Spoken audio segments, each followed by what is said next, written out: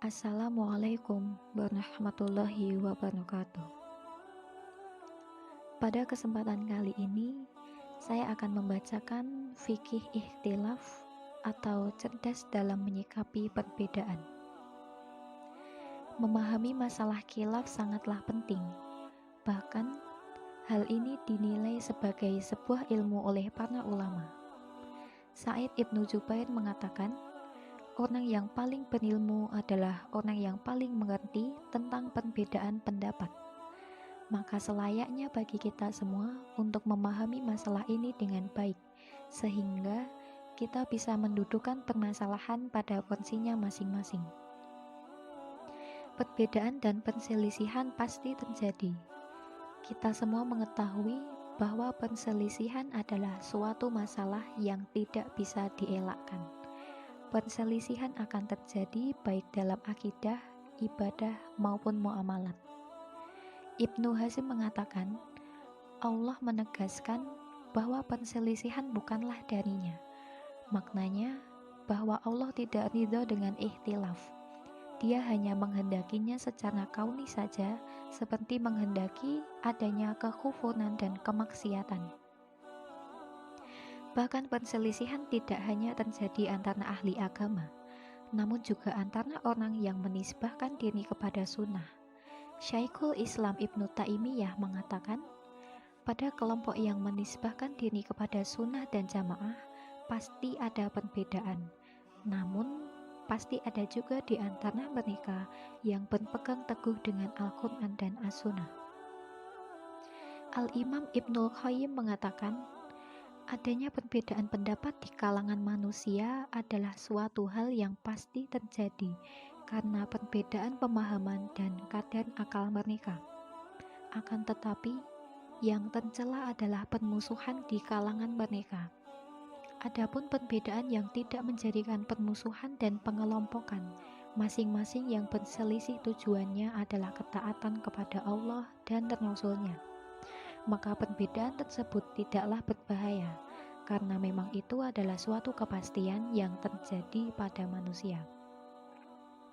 Di antara alasan penting yang mengharuskan kita untuk memahami masalah perselisihan, karena ternyata banyak orang yang terpeleset dalam kubang kesalahan untuk memahaminya.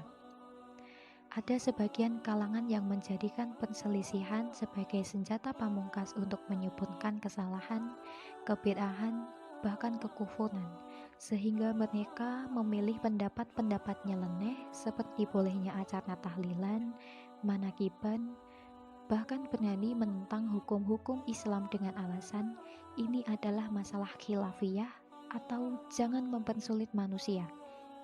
Bahkan betapa banyak sekarang yang mengkritik masalah-masalah akidah dan hukum yang telah mapan dengan alasan kemodernan zaman dan kebebasan berpendapat, sebagaimana didengungkan oleh para cendekiawan zaman sekarang. Sebaliknya, ada juga yang sesak dada menghadapi perselisihan, sekalipun dalam masalah fikih dan ruang lingkup ijtihad ulama, sehingga ada sebagian mereka yang tidak mau sholat di belakang imam yang berbeda pendapat dengannya, seperti masalah sedekap ketika iktidal, mendahulukan lutut ketika sujud, menggerakkan jari ketika tasyahud, dan sebagainya. Ini juga termasuk kesalahan. Di antara hal yang sangat menyedihkan adalah banyak kaum muslimin, bahkan penuntut ilmu yang tidak menyikapi perselisihan dengan bijak, sehingga sering terjadi di tengah-tengah mereka kezaliman, perpecahan, dan permusuhan dalam masalah-masalah yang seharusnya perbedaan tersebut bisa ditoleransi, namun dianggap sebagai masalah besar yang harus ditegakkan al-wala' wal bara'. Syekhul Islam Ibnu Taimiyah telah mengatakan kerusakan yang timbul akibat perbedaan dalam ibadah.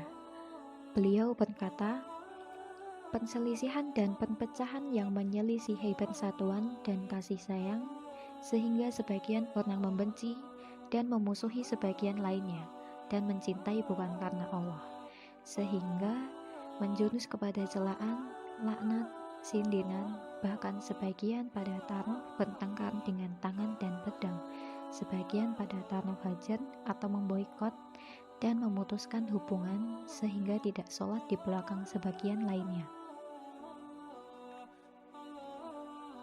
Semua ini termasuk perkara yang sangat diharamkan oleh Allah dan Rasul-Nya.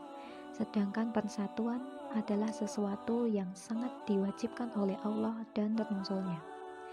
Berikut ini pembacaan singkat tentang fikih ikhtilaf agar kita bisa menyikapi masalah ini dengan baik. Semoga bermanfaat bagi kita semua.